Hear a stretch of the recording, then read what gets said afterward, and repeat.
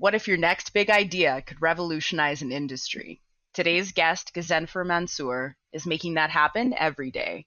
As the founder and CEO of Technology Rivers, he helps startups and businesses turn ideas into powerful AI-driven software solutions, especially in health tech and SaaS. With over 15 years of experience in software architecture, product innovation, and digital transformation, he's here to share some game-changing insights on entrepreneurship, AI, and building scalable tech. Today, he'll talk about his book, Beyond the Download: How to Build Mobile Apps That People Love, Use, and Share Every Day. And we'll look at actionable advice to guide you towards success. Ghazenfer, thank you so much for joining us here on the Innovators Inside podcast. Thanks for having me on your podcast. I'm really excited. Yeah, I'm excited too, and I get to capture you right at the end of the week. We're leading into a weekend, so no other stress after this interview, right? We get to talk tech entrepreneurship and then go to some downtime. Absolutely. So I want to start off our conversation by playing a game. We like to call this our rapid fire section. So I've parsed out a few questions here that I want to ask. I'm going to start with Ian, and I'll probably alternate between the two of you, but you have to answer sort of the first thing that pops into your head. We absolutely welcome conversation to follow. Yeah, let's do it. Yeah. I'm in. Okay. Let's see. Ian, what's one industry you think is ripe for disruption in the next 5 years? I mean, all of them, but can we, I mean, like genuinely, but no, like, but I'm tracking food.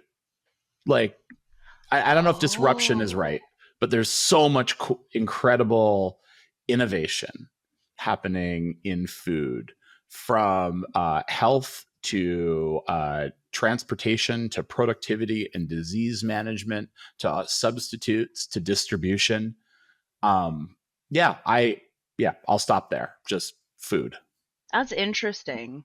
Ghazenfer, what's your favorite thing happening in food right now? We'll go off of Ian's.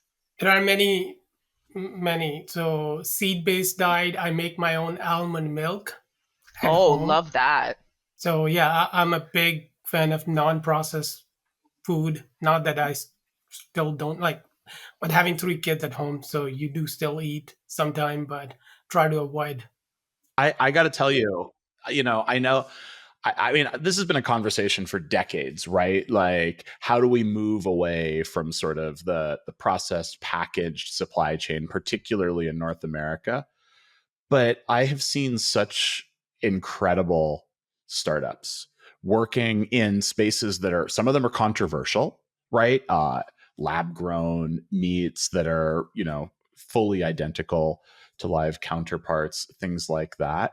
Some of them are completely new ways to avoid processing and to get like ultra local, whether it's ingredients, production. It does feel like the business models are starting to be able to catch up with what we've known for a very long time about, an actual healthy diet. And so I don't know, I'm pretty excited about that. I don't make my own seed milks though. That's fun.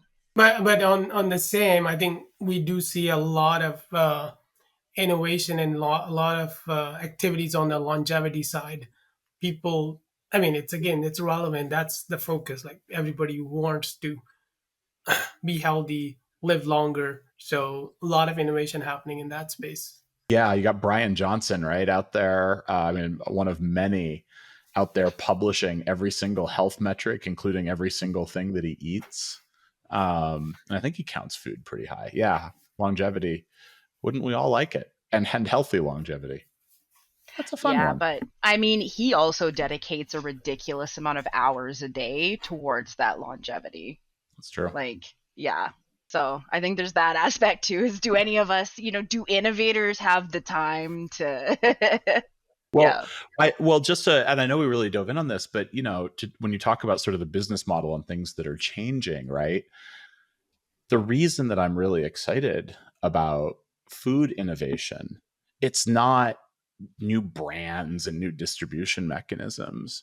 It's that ultimate tension between convenience and health. Maybe that can get disrupted. I'm seeing things that uh, that promise to help people avoid having to make that choice as often, and that is exciting. Ooh, see, now I love that. That's an interesting idea. Robot Oh. salad makers. Next question. Yes. Okay. Okay. This one is for Ghazenfer. What is your favorite book? There are many. If you look behind me, I'm I buy a book faster than I can read. Dale Carnegie's How to Win Friends and Influence Others. I think that's still one of the top books, and I share that as a graduation gift to many people.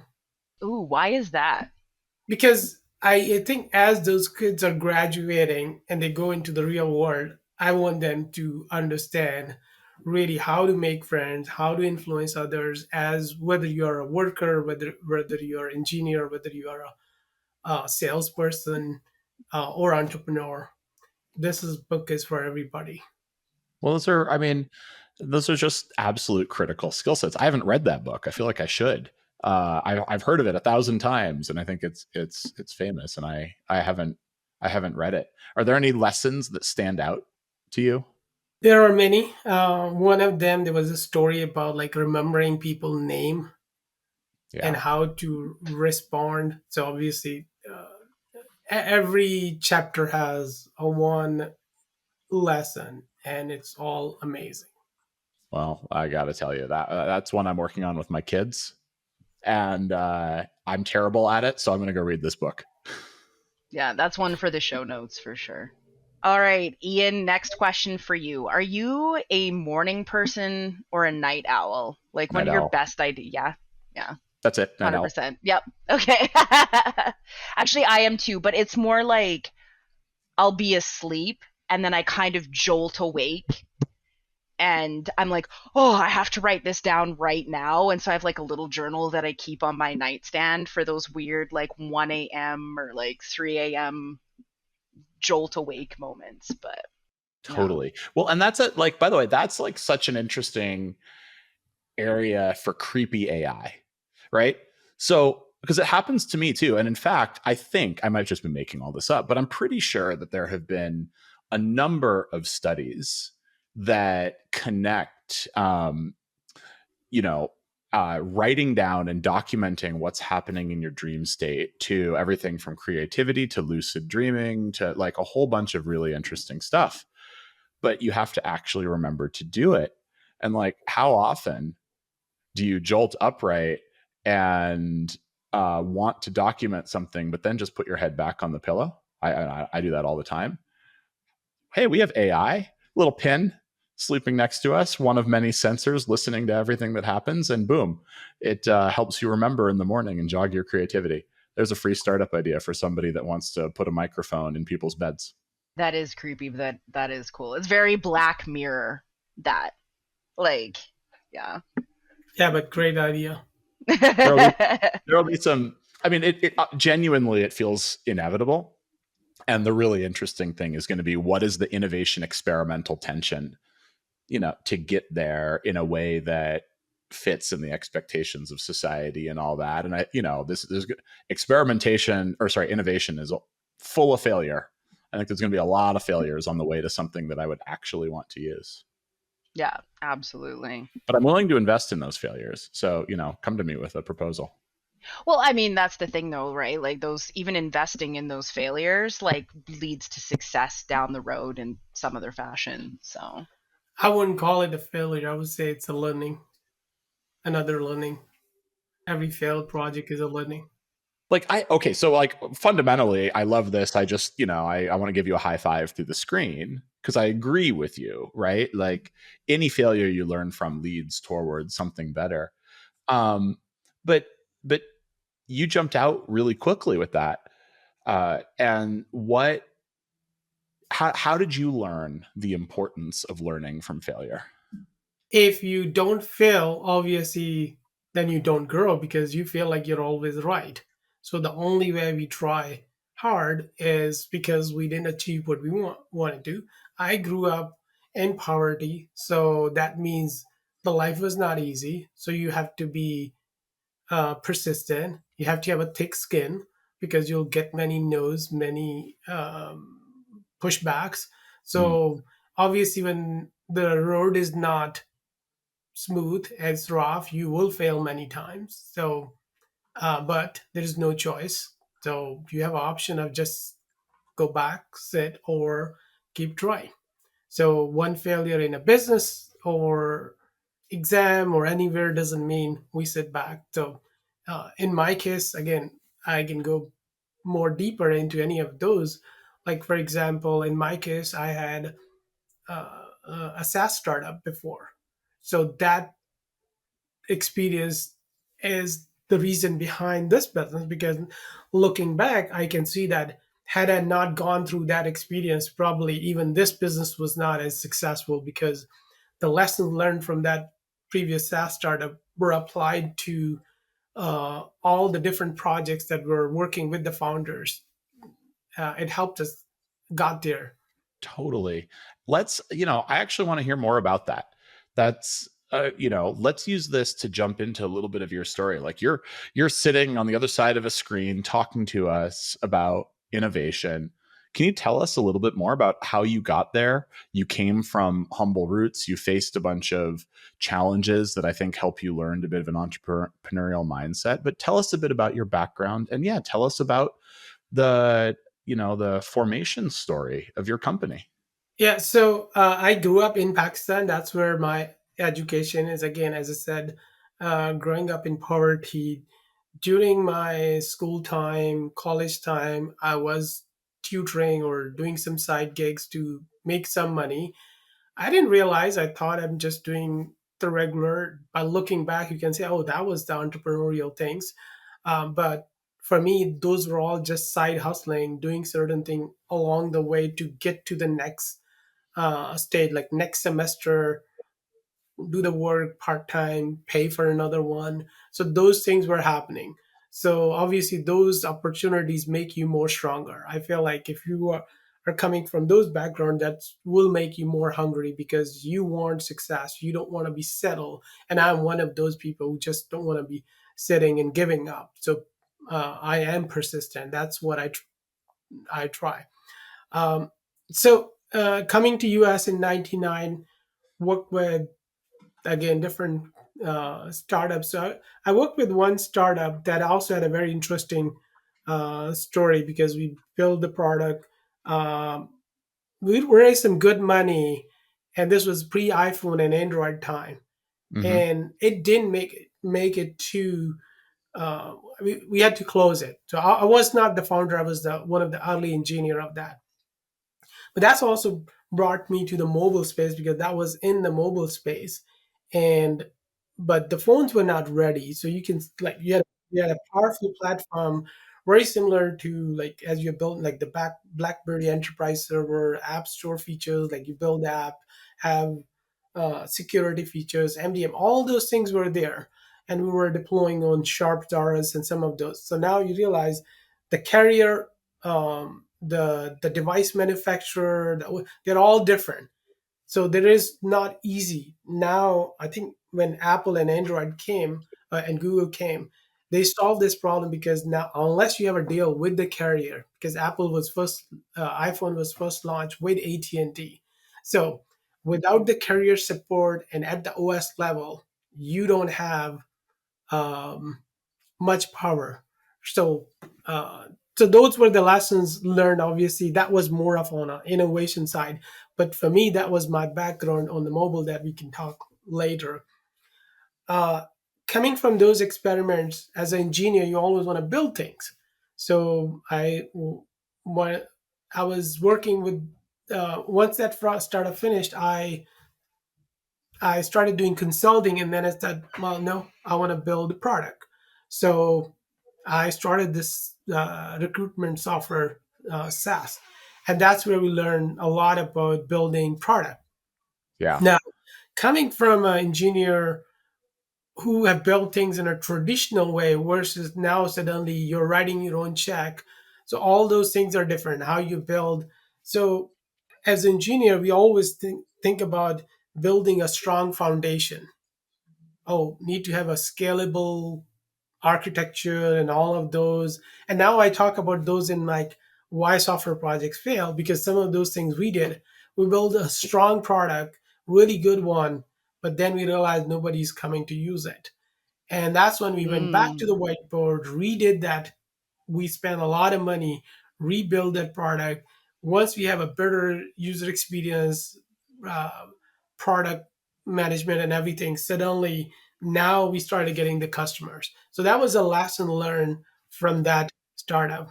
And that's an important lesson, right? I want to kind of parse that apart because, you know, so often, I don't know, we have a vision, we have an idea, we're like, if we build it, they will come. But it turns out that there's a lot that goes into actually getting an audience, and it's not really innovation if nobody's using what you're doing, right? So it sounds like you had to go back and figure out how to connect your vision of the world to some kind of customer pain, customer problem, et cetera, that's going to get them to change behavior. um how have you sort of institutionalized that practice based on those lessons? So lesson learned from there. Now we applied those in our business. So as we started working with the startup. So when we started, we had this motto that we will build once the right way, which Mm. is a little bit um, counter argument as well in the startup world, where they say, "Oh, it's a lean building.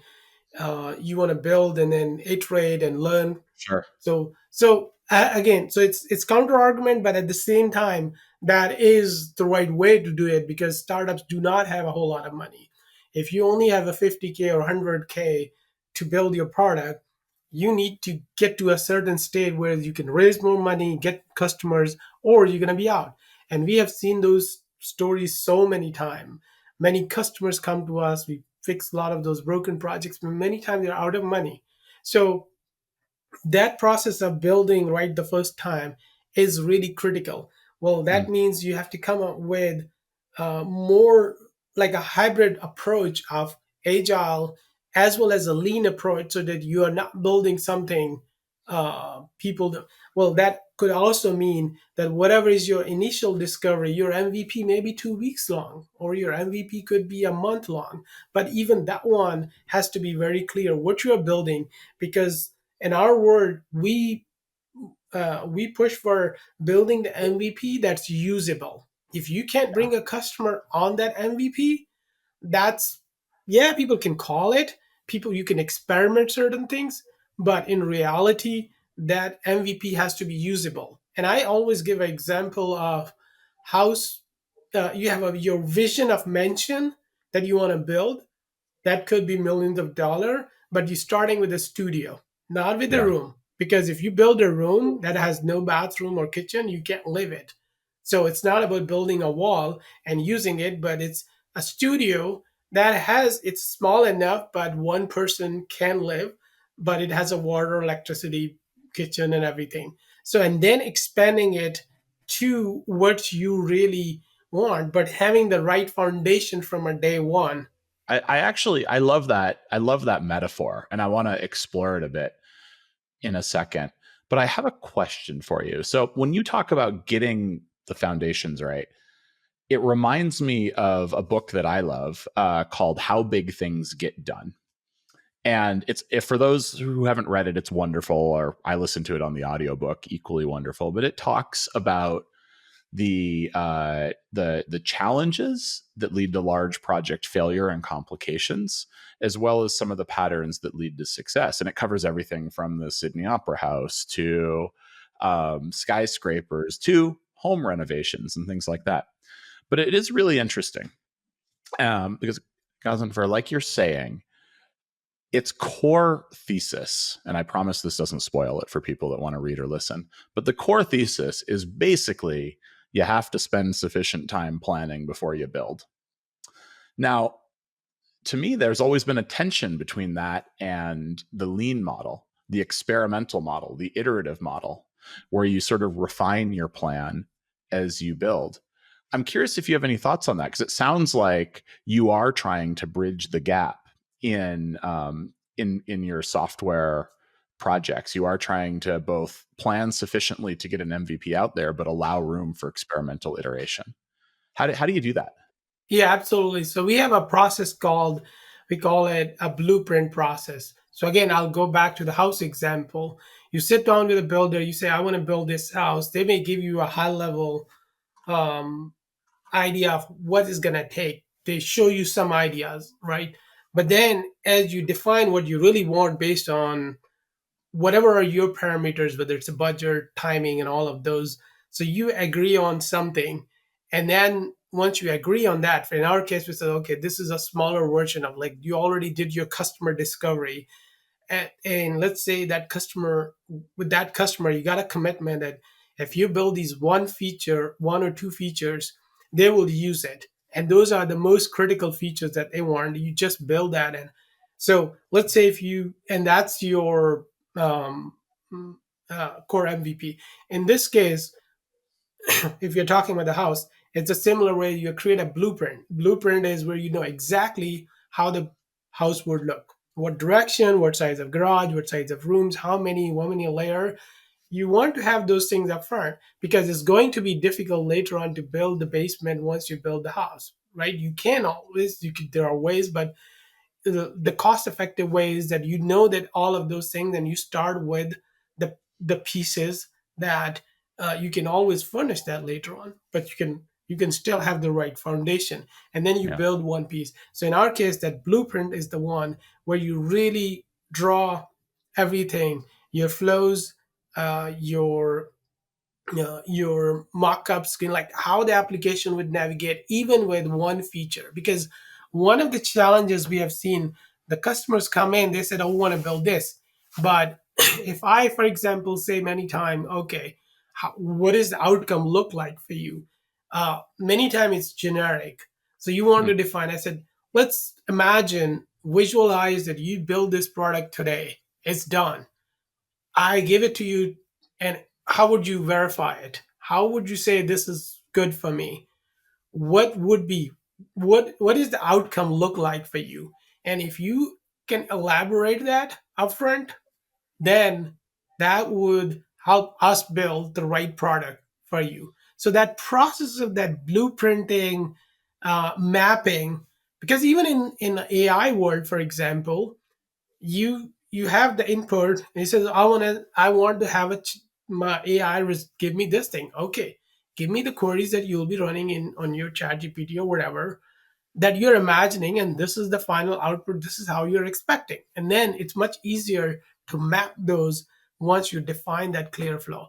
So yeah, so coming back to the blueprint is the process that uh, that we suggest that without the blueprint you gonna be experimenting and not necessarily be getting what you really intended to. That's fascinating.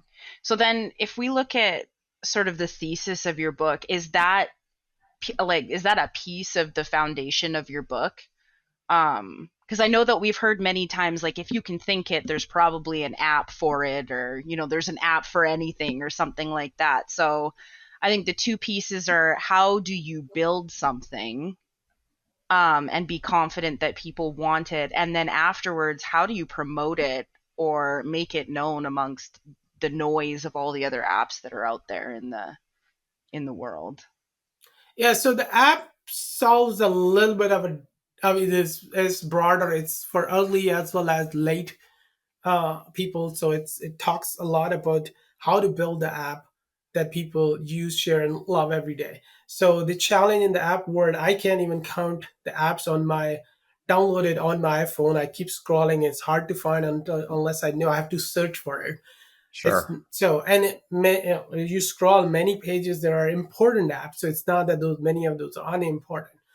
But people keep forgetting those apps. How do you uh, build something that people remember? So the book talk about those because people do forget quickly. Well, So and how can they not, right? It's so noisy out there. And we've got vibe coding tools that let people throw something up theoretically, right? We've got 1.5 million apps, being marketed and promoted to us on our social feeds and TikTok's recommendations. We have single use apps that are wonderful at what they do, but then you don't even think about them until the next time you need it. And maybe you need to completely remember that you even have the app. So I get this problem because they're everywhere. So, how do we think about dealing with this noise? yeah, so there are many strategies. So the book talk about from a building perspective, from a marketing perspective, how do you build app? Because it's different than web. Because in a web you build and later on your marketing is outside or most of the time. I mean, yes, there's a percentage, but in mobile, a lot of time you need to embed the marketing inside your app. So, for example, for reminders, you get usually emails, let's say, and now people have those different tools that's filtered to your news folder, and you don't even get to see somebody's sending you an email about the new feature. In mobile, you have a push notification. You can't skip that because the push notification is coming to your phone, whether, I mean, once you enable it. So, and it auto updates. So there are strategies you could do. Obviously, there are standard strategies that you can apply on your web application as well. And but there are many that are only specific to mobile. And those are the ones that you can try and that could remind people. Having said that, it doesn't mean that getting a notification or many of those different strategies will land you, because you still have to be really good app. So I think the one of the early chapters is build a remarkable app, because nowadays the user Yeah, experience and design is key. So since the iPhone, that part changed. In the past, people would just build any application. I'm sure you remember the Craigslist time. How sure. valuable was it? Everybody was on it almost every day. How traditional the look and feel of that one, but that That's was a a that's a necessity, nice way to put it. right? Traditional. Yeah. So that was a But necessity. People needed it, so people would come. Now it's not always the case. Now people do expect, even the enterprises, they expect a better design. It's no longer, oh, it needs to just get the work done. So once you have the nice design, you have the right experience. People have to be, the app has to be easy to use. Um, and so that's one of the, again, one of the 30 different strategies that I shared. So um, you have to, and I would say majority of those are applicable to many businesses. And so you don't have to implement all, because you cannot. But even if you do half of those, it will make a huge difference in building an app that you could really get people to download and use it. as a marketing nerd, I'm sorry, I just want to keep diving in on this. Just one more question. How do you know that you've built a remarkable app? Because the same argument could be made that you could have an underwhelming app, but you marketed it really well. You told a really good story, or it's just really pretty, but it's not that exciting. So, how do you know that you have something truly remarkable? So I'll give you a different analogy. So let's say you find somebody's profile on Facebook, or somebody, a person looks really great. The profile is amazing. That amazing connection can get the initial connection, but are you gonna do multiple meeting with that person Mm, after the initial one? So yeah, just having a nice UI will get you the first meeting or first download. But the key part is where we talk. Even the name is beyond the download. Getting the download, it's easy. You can do ads. You can have many different ways. You promote it. Let's say you go to whatever. You may get featured on some news because you knew somebody.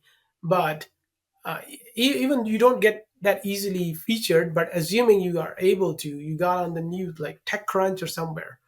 But if the app is not solving the problem, you're not gonna keep using the app.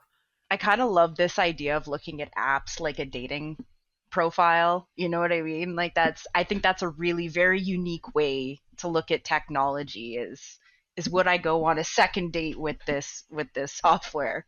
Yeah, one of Yeah. the things, for example, I'll mention that both Apple and Google have different recommendations for the apps, and they would feature your app. So if your app is not really remarkable, even Apple won't feature it, or Google won't feature it. So if you can get to the Apple feature list, then uh, that's a big step. When you go to Apple Store, you see a lot of those apps are preloaded on the iPad. So if you make an effort and your app is so good that Apple put one of those apps as an app that's downloaded on the retail stores iPads, that means anybody visiting that would get to see that. So again, you have to be a really good app in order to get that. And we talk about one of the app in our book, which is a felt app, and they have done it and they have achieved that. So uh, They so got there are sorry, many different they got preload distribution through Apple. I mean, that's the holy grail. Yes, because once Apple would feature, so then there are others will also feature because oh, this is a great app, and then that app so good that Apple put that on their retail store worldwide, and suddenly that get a lot more visibility. That gives you the trust as well. But that's a So little okay. So hang on a second, because like I think you're totally right, and this is what people aspire to. But how do you like? You can't just wave a magic wand and be like, "Oh, I know what I need. I need Apple to distribute my app for me." And you can't just wave a magic wand and say, "Oh, I'm going to make my app so good that Apple's going to distribute it for me." There are some steps to get there. What are those absolutely. steps? So it's one of those. It's not easy, like to getting into the major publications even. So the app has to be good. So if you follow the guidelines that are shared in the book, there are higher chances. That still doesn't mean because their guidelines all you follow the guideline, but they also have some restriction. Like it cannot be, let's say, they cannot be sharing multiple same apps. Like there are times and it may be featured only for a certain time, let's say Mhm. 1 week Apple has a top picks, so it could be a rotation as well. Like there'll be apps from a different categories, the productivity, the gaming, and depending on your app you may not even get picked up for a specific reason depending on the type of app So what Apple. do your partners? What do your partners have to do to optimize their chances of success, right? Because you've got you've got people you're working with, they've got a vision. um how do they maximize the chance of their vision coming to life? So to in order to maximize the chances, there is no, yeah, I would say there's no magic, or there's no one there's no checklist that oh, only if you do 10 things you're guaranteed. It's one of those, your chances are increased. So if you follow the tips shared, there are higher chances. Remember, Apple is not about just creating remarkable. They look at the downloads. I mean, they have the one that has all the data. In fact, more than what you have. They know Sure. how many time people are returning. So it's not about new users, returning user, how many time, what activities are happening on the app that keep bringing users back. They're in keeping it engaged.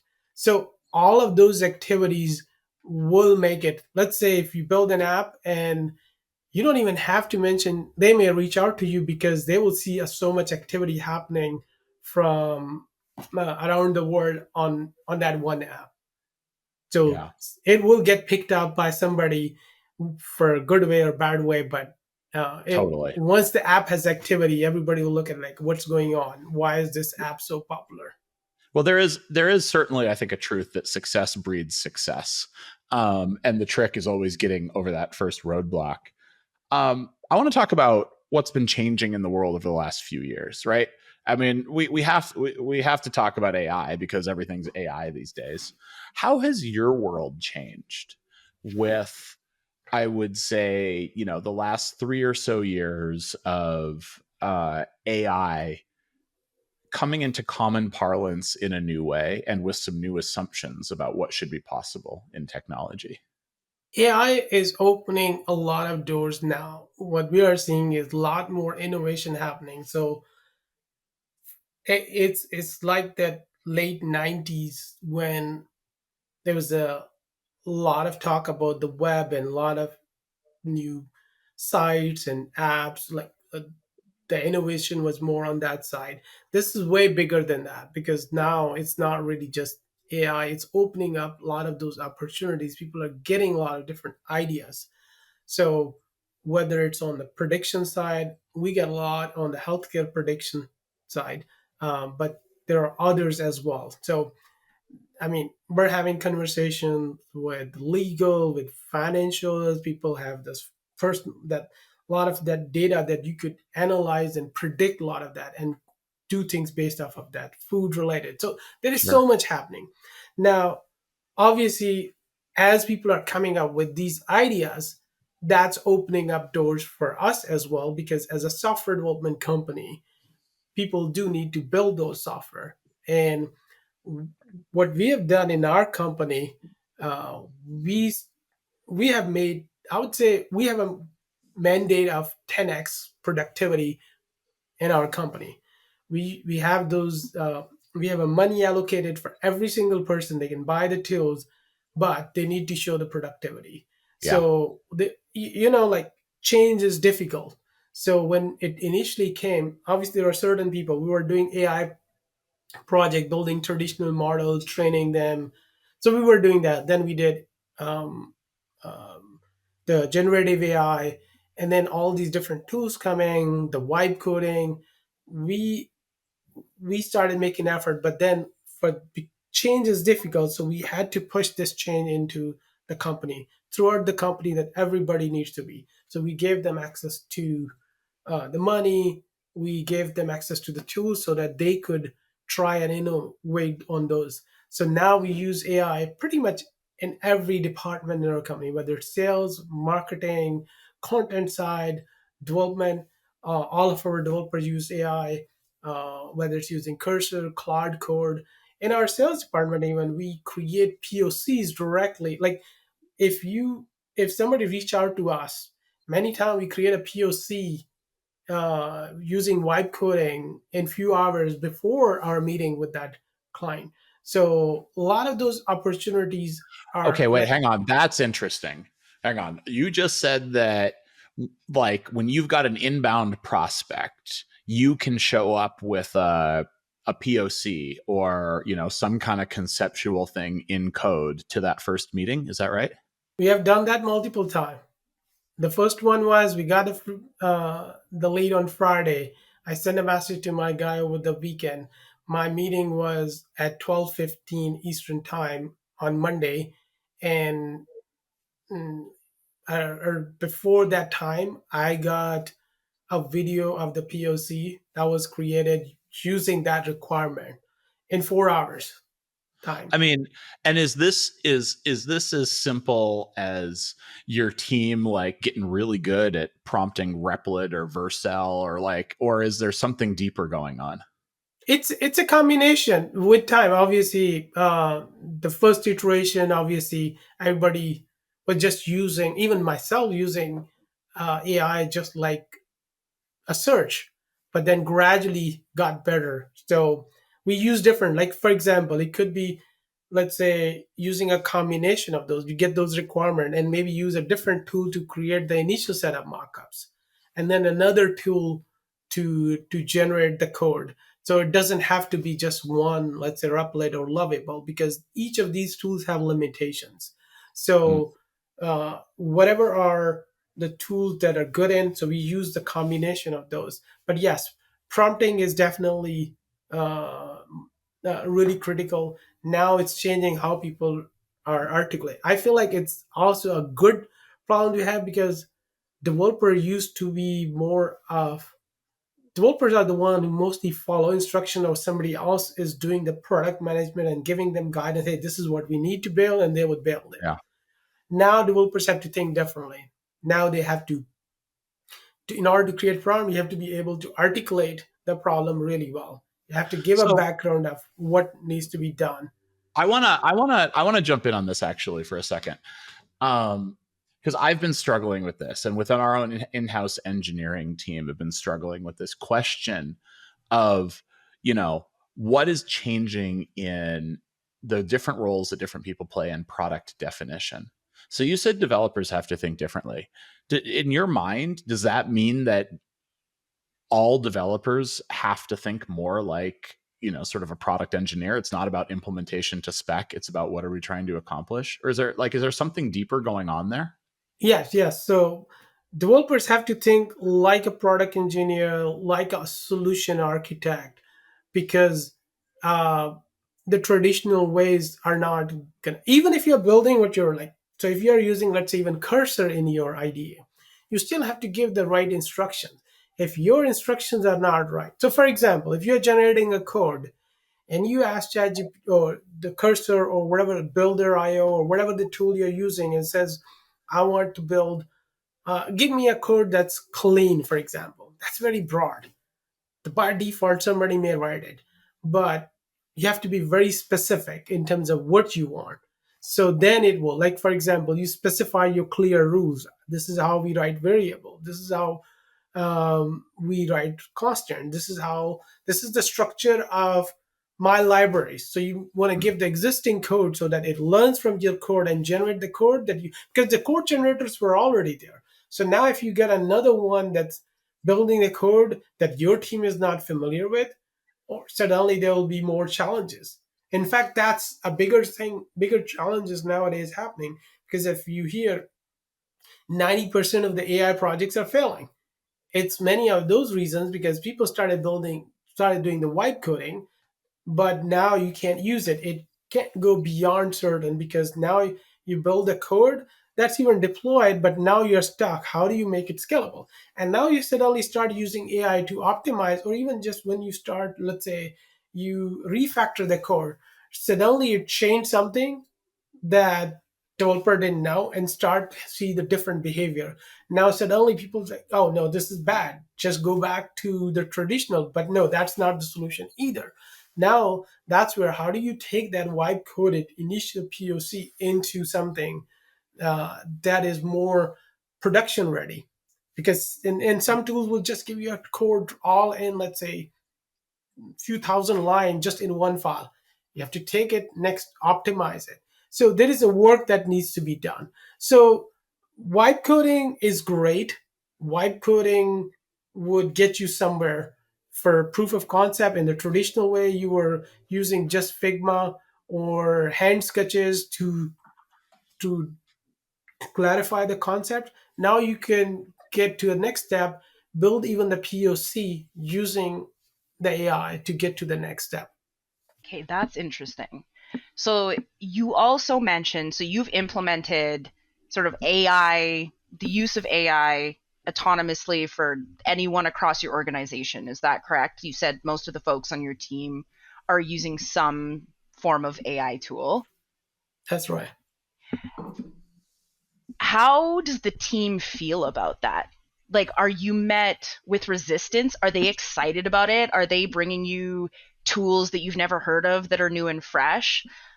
Like, how's the sort of culture around this? It's a uphill battle. It's challenge. Change is not easy. Uh, mm, we have seen the resignations as well, because somebody said, "Oh, I have to start learning again." But there are people, I mean, like, I keep learning all the time. Everybody should be learning. And this is a Yeah. time, if you're Yeah, not right. learning, you are behind. So the story of blockbusters, babies are us, toys are us, all those are not that foreign to everybody. I mean, it's a recent past, so we all know what happened. So the chance for us is to be, do we compete? Do we get on that race and compete and beat others, or just wait for the innovation to kill us? And we decided to compete, to be ahead of others rather than waiting for the innovation to kill us. So along the way, some people, it may not be right for some people. They may not. For some, there'll be a lot more coming in as well. So yes, there is a pushback, there is a resistance, but not from everybody. I think it takes time for people to realize what is given to them is good. So I still remember that Steve Jobs quote that your customers don't know what they want. You have to show them. I think that Yeah. is also very true for your employees many times. You have to Yeah. show them what is right for them. If their path, I mean, if they're very clear and their paths are different, that's understandable. But company has a vision, company have the goals, and as long as those paths align, then that's perfectly all right. So uh, with the resistance, sometime again, not seeing the long term benefit, but a lot of time as people start working, now we're getting also a good feedback because whatever was not possible a few months ago now started becoming possible. Now they can see, oh, a lot more interesting thing can happen. Some of those outcomes are mind blowing. So mm, as you are seeing the outcome of it, you are adapting it. And again, we look at it, AI is not a replacement or not um, something complicated or foreign. AI is there to increase the productivity. It's a multiplier. It's helping you do more. And It I think is. once people start really seeing that it's actually there's a small learning, but then it's helping them do more, that's when they get excited. Yeah. So I want to ask you something. I think you just hit on a couple really key components that drive a truly innovative organization, right? Because it's really easy to see changes in the world around us, but not actually take any action and then just walk eyes wide open off the cliff. But you hit on two things. One of them is curiosity, and I completely agree with you. If we're not curious, if we're not learning in today's world, we're behind. And the second thing is not just painting a vision, but kind of modeling for your employees, being directive to employees. This is where we're going. And I'm curious how you do that effectively and how you help your clients and partners do that. How do you model the behaviors that you want to see in terms of the adoption of new ideas, new technologies, the experimentation that is going to keep you ahead of the curve? It's not an easy thing to do. And it's not an easy thing to answer as well. So I don't know how we'll.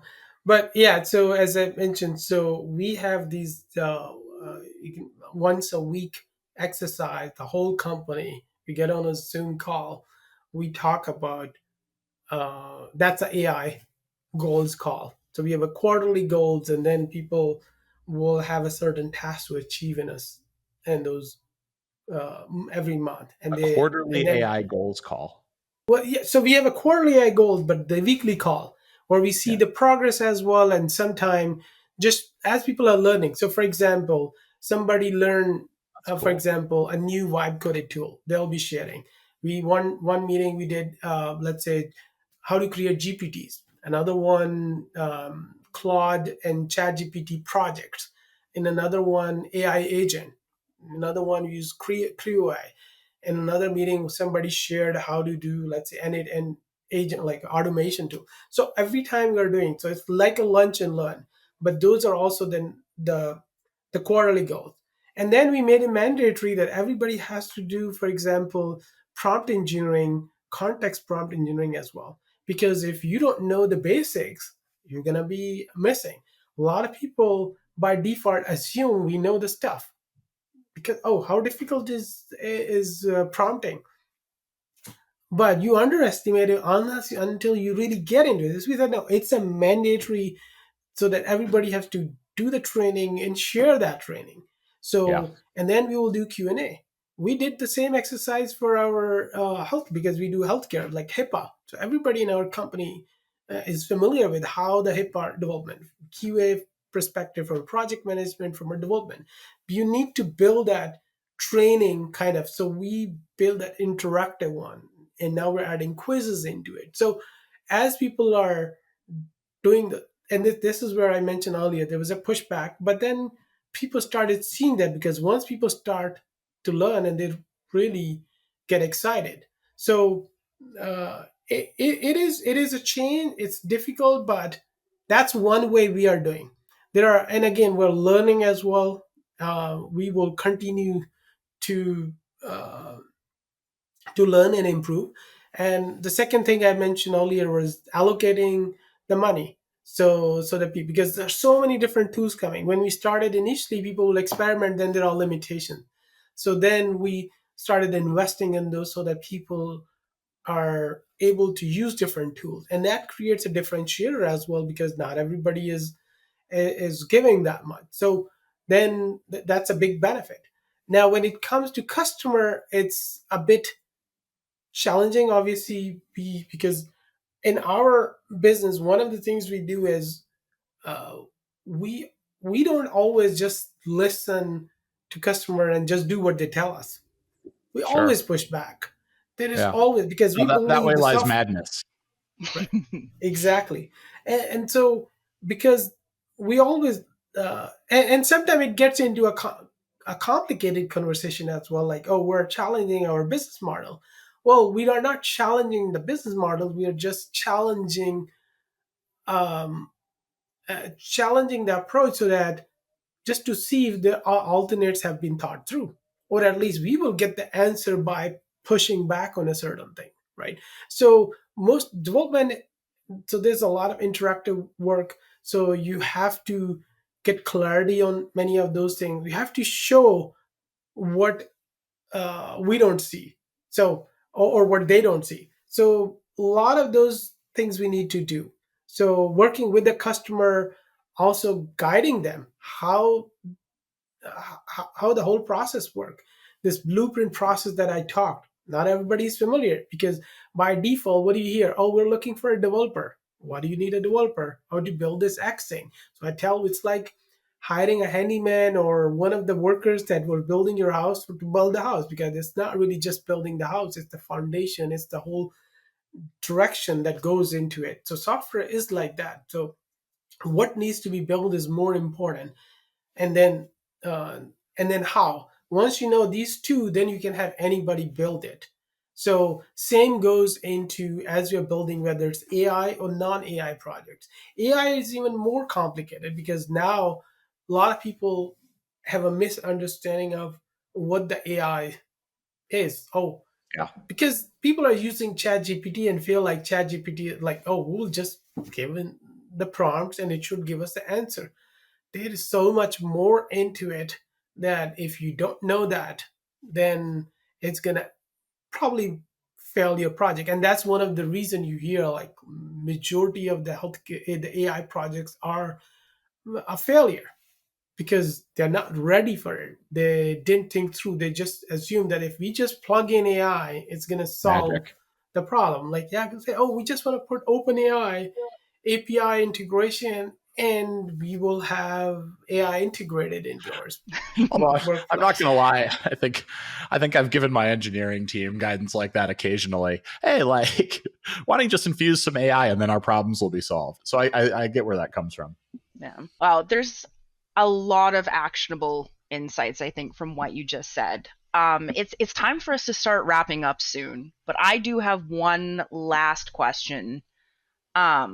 That's kind of just in a bit of a different direction before we start signing off, and that is, you've touched on health tech a couple of times and healthcare. I'm very curious.